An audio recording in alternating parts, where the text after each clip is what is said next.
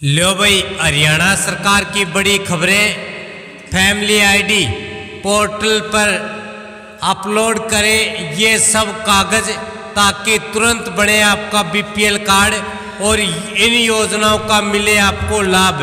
मुख्यमंत्री जी ने लाइव आकर की बड़ी घोषणाएं। आम जन, गरीब बीपीएल कार्ड धारकों के लिए व प्रदेशवासियों व युवाओं की नौकरियों के लिए क्या कहा, सुन लो आप अपने कानों से। तो सारे भाण और भैया ने का केता उताइया ने मर्दवीर और लुगाइया ने आपके अपने राज की हाथ जोड़कर राम राम। लो जी, सुन लो मुख्यमंत्री जी की लाइव खबरें। हमको जब लगता है कि समाज के हित में ये बात अच्छी है, हम नहीं देखते कि हमारे मैनिफेस्टो में था क्या नहीं था। न हो, हम काम की आवश्यकता लगता है यही समय आवश्यक है, उसी समय योजना बना के इसको लागू करते हैं। हरियाणा की प्रगति का एक विशेष दिन आज मैं कहूंगा।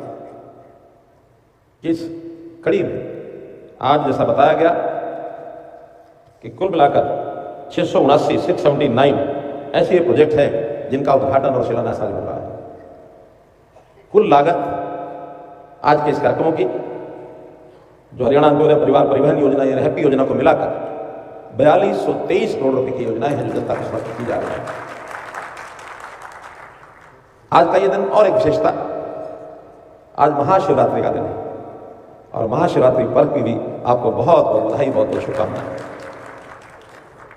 और एक विशेष महत्व का आज पूर्व दिन है और वो है अंतर्राष्ट्रीय महिला दिवस। कल 8 मार्च को अंतर्राष्ट्रीय महिला दिवस है। हमारी बहनें माताएं बड़ी संख्या में यहाँ बैठी हैं।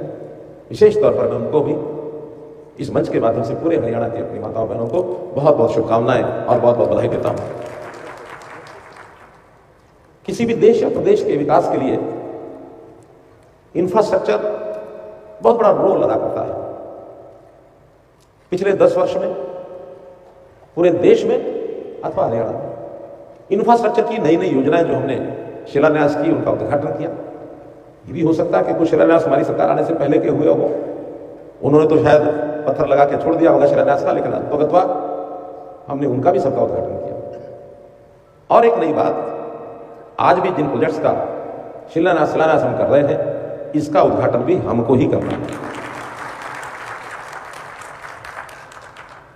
पिछले दिनों में जन संवाद के कार्यक्रम हुए और बाद में विकसित भारत जो संकल्प यात्रा, ये यात्रा शुरू हुई। देश भर के गांवों में, शहरों में, अरबाड़ में, सब जगह पहुंची। हरियाणा में भी लगभग 6500 कार्यक्रम हुए हैं।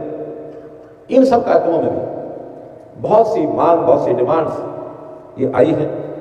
उनको सबको हमने संकल्पित कर लिया, संकल्पबद्ध कर लिया। हजारों की संख्या में वो योजनाएं भी हैं, गांव की गली से लेकर के और नेशनल हाईवे तक बड़ी बड़ी योजनाएं भी उसमें हैं। उन सब पर भी बहुत तीव्र गति से काम चल रहा है। आचार संहिता लागू होने वाली है, तो आचार संहिता से पूर्व की जितनी हमारी तैयारी थी उनका तो शिलान्यास, उद्घाटन सब कर दिया है। लेकिन 3 महीने, लगभग 2.5 महीने अब लोकसभा के चुनाव के कारण से आचार संहिता लागू हो जाएगी। निश्चित रूप से जैसे ही चुनाव समाप्त होंगे, मई अंत में अथवा जून के प्रथम सप्ताह में फिर से एक कार्यक्रम इसी प्रकार का किया जाएगा। फिर से हजारों करोड़ रुपए की योजनाओं को जनता को समर्पित किया जाएगा। और ये कार्यक्रम कोई पहला कार्यक्रम नहीं हो रहा है। संयोग से जब कोविड का वर्ष आया था, उस कोविड के वर्ष ने हमको हर एक जो संकट होता है वो कुछ ना कुछ अवसर लेके आता है। हर चुनौती के सामने कोई एक अवसर उपलब्ध होता है। तो उस चुनौती में एक अवसर आया कि बहुत चीजें ऑनलाइन, वर्चुअल, इस मोड पर हमने कर्म करनी शुरू की थी। इससे पहले भी 8 कार्यक्रम वर्चुअल मोड पर कर चुके हैं उद्घाटन शिलान्यास के। आज ये 9वां कार्यक्रम 2020, 21, 22, 23 लगातार किए। और उन सब कार्यक्रमों के भी अगर मैं कुल आंकड़ा बताता हूं तो 1612 प्रोजेक्ट इससे पहले हो चुके हैं, जिस पर 17,203 करोड़ रुपए का खर्च पहले आया है। आज ये 9वां कार्यक्रम है। तो जब इस प्रकार की गति बनती है, उस गति के कारण से विकास होता है, विकास की दर आंकी जाती है। पिछले 10 वर्षों का केंद्र सरकार में, यानी पूरे भारतवर्ष का जो विकास दर का आंकड़ा है, वो पहले की सरकारों के समय से ज्यादा अच्छा, बढ़िया है। पहले 5%, 5.5% होता था, अब 6.7 विकास दर चल रही है पूरे देश की। और मुझे बताते हुए खुशी हो रही है कि देश भर की विकास दर तो 6.7% है, हरियाणा की विकास दर 8% है। हरियाणा का विकास बहुत एक, जिसको कहना चाहिए हमारी अच्छी गति, एक प्रसन्नता देने वाली गति हरियाणा की चल रही है। हम और प्रदेशों को भी देखते हैं, पास पड़ोस के चारों तरफ के जो प्रदेश हैं, उन सब में हमको बहुत बड़े लाभ हमारी लोकेशनल एडवांटेज के लिए हैं, क्योंकि ऐसा एरिया है, क्षेत्र है, दिल्ली के 3 तरफ हम हैं। अंतर्राष्ट्रीय जगत के जो लोग हैं वो भी दिल्ली जब उतरते हैं तो सबसे पहले वो हरियाणा में आते हैं। क्योंकि अगर मैं एक वाक्य बोल के हमेशा बताता हूँ, आज भी बता रहा हूँ कि इंटरनेशनल एयरपोर्ट दिल्ली, अंतर्राष्ट्रीय हवाई अड्डा दिल्ली के ऊपर जब उतरते हैं तो उनको जब ध्यान में आता है सारा ज्योग्राफी, तो हरियाणा दिल्ली से भी ज्यादा नजदीक उनको महसूस होता है, तो इसलिए हरियाणा में पहले आते हैं। गुड़गांव में पहले पहुंचते हैं, दिल्ली बाद में पहुंचते हैं। 15 मिनट में गुड़गांव में पहुंच जाते हैं और दिल्ली के किसी मध्य में पहुंचने के लिए उनको 1.5 घंटा लगता है। तो बहुत बड़ी प्रगति हमारी उन शहरों की हो रही है दिल्ली एनसीआर एरिया में, चाहे वो गुड़गांव हो, चाहे फरीदाबाद हो, चाहे जज्जर जिला हो, सोनीपत हो, पानीपत हो, रोहतक हो, रेवाड़ी हो। और उसी के बराबर अब पंचकुला, जैसे हमारे स्पीकर साहब बता रहे थे कि पंचकुला जिला की प्रगति उसी स्पीड से, उसी पेस से हो रही है। क्योंकि यहां भी हमारा एयरपोर्ट चंडीगढ़ का है, साझा एयरपोर्ट है, चंडीगढ़ भी है, पंजाब भी है, हरियाणा भी, सब मिला, लेकिन फिर भी उसका लाभ हमको भी बराबर होता है। उसके कारण से पंचकुला की प्रगति भी हो रही है। और एक भविष्य की नई बात आज जैसे सबको मालूम है, फिर भी उसको दोहरा रहा हूं।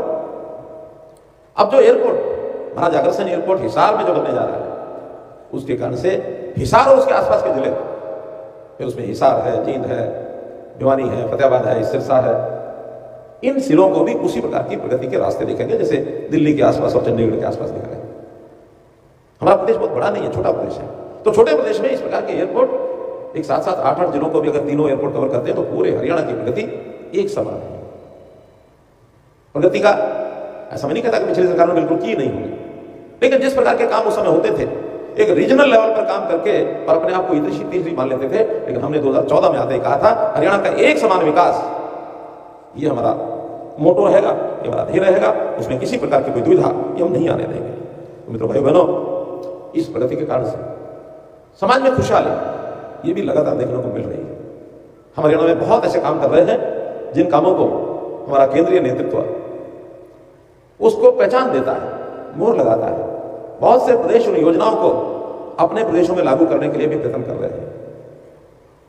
हरियाणा आर्थिक दृष्टि से हो या हमारे विकास की दृष्टि से हो या समाज की खुशहाली की दृष्टि से हो, हर दृष्टि से बहुत तेज गति से आगे बढ़ रहा है।